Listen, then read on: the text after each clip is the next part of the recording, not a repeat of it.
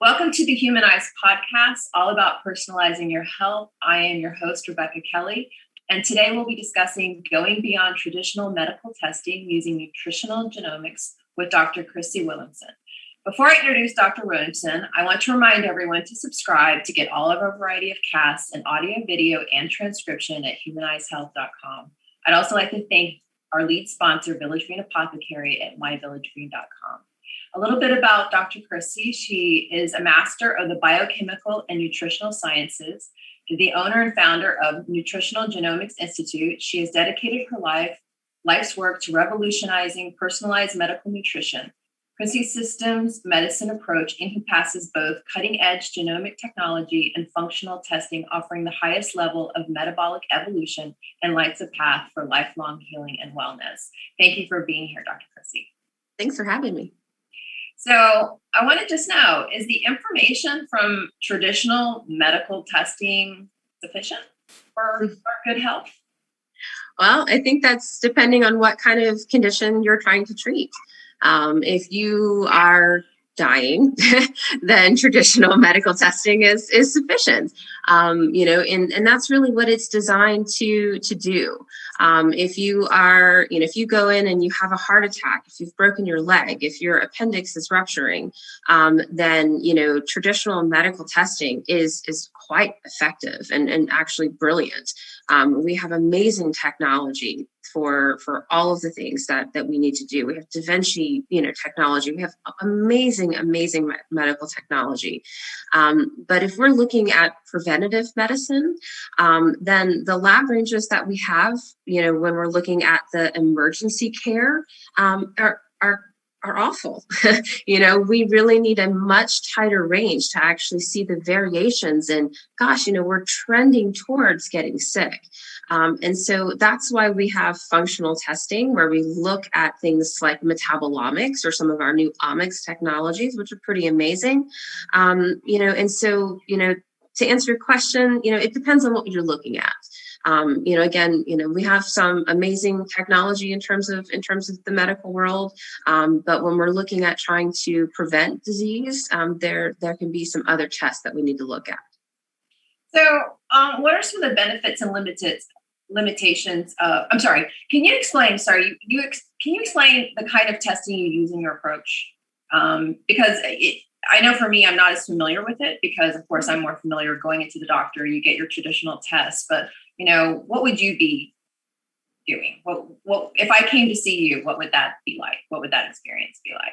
Sure. So we do use some traditional testing, but then we also use more specialized testing as well. So, if we were to look at like a cardiovascular panel, most doctors are going to run a basic lipid panel. So cholesterol, your good cholesterol, your bad cholesterol, your triglycerides, that sort of thing. In addition to that, we would run what's called a fractionated particle test. We're going to, look at your, whether your good cholesterol is fat and fluffy, whether or not your bad cholesterol is hard and dense. And then we're going to run a bunch of inflammatory markers. We're going to be looking at a whole bunch of different things that go along with, your type of your condition. And then we're going to be looking at something called metabolomics. And so these are these little biomarkers that help us determine whether or not your genes are expressing themselves. So, of course, at NGI, the Nutritional Genomics Institute, we're looking at your genome. But, it's important to understand that your genes, just because you have a genetic variation, doesn't mean that it's expressed.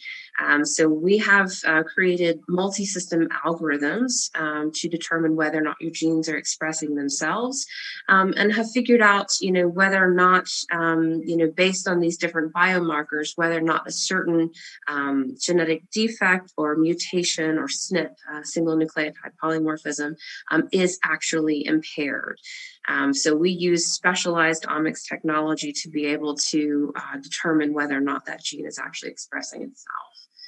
So we use everything from, it's called organic acids, amino acids, fatty acid testing, that sort of thing, stool testing, which is always fun. People are like, where do I sign up for that?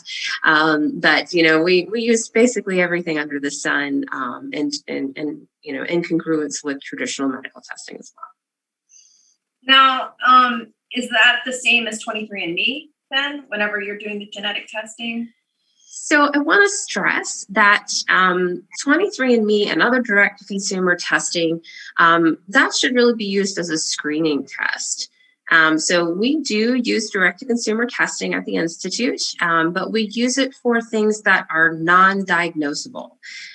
So if you are looking at, what kind of diet you should eat, should you be on a low oxalate diet? Should you, be avoiding high histamine foods? What's your optimal sport performance or, that sort of thing. 23andMe and other direct-to-consumer testing, those types of things are absolutely fine. But let's just say that we run a diet panel and we find, a SNP for celiac disease. We would not want to diagnose you based on that particular test. We would want to do something called molecular genomic testing. So that would be through LabCorp. You'd want to run that through your doctor's office. So it's important to make sure that you understand the distinction between some of these SNP testing and then actual molecular genetic testing. So it's important to make sure that unless they're FDA cleared, which some of the 23andMe testing sections are, which can be a little confusing, but a lot of the tests are not actually CLIA certified, which in plain English, that's a government way to certify the safety of the lab or, how efficient it is.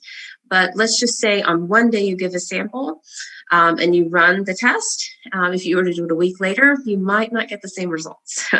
So, this is something that you want to make sure that you're not basing any lifelong decisions on this particular test. Got you. So can you give us some examples of how genetic testing can help someone personalize one's health recommendations that would be, maybe enhancing traditional? Right? So it's because it sounds to me like in a way you're offering something that's like optimizing, right? You're getting right into like what we need to do to really be preventative, proactive, get ahead of something. Of course. All right. So I always like to talk about myself when we talk about these things. Everybody's struggled with, wanting to be on a diet at some point or wanting to lose weight or something like that. And so I always joke, everybody always jokes in the practice that, if there's a weird gene or a weird SNP, then Dr. Chrissie has it. And so I have this gene where basically if I work out too much, then I get fat. Okay. So if I lift weights too much, then I get belly fat, which of course. That's cruel. That is cruel. Isn't this wrong? This is so wrong. Like I basically, after I had my kids, I was in the gym, like trying to work out. And I'm like, why am I still like, what is happening here? And so, I ended up we did optimal diet first, and then we did our lean panel. We did our sport panel, which is our exercise panel. And then we did our weight loss panel. And so, one of the things that happened when we did our sport panel was I found out I had this gene, basically the more I lifted weights, then the more belly fat I got. And I thought, man, this is crazy. But basically I'm designed to walk forever, which is kind of cool. I don't have to go, slate at the gym anymore. But this is one of those things that's not, a diagnosable condition. It's not anything like that, but it helped me. It was wonderful that, I didn't have to go work out so much anymore.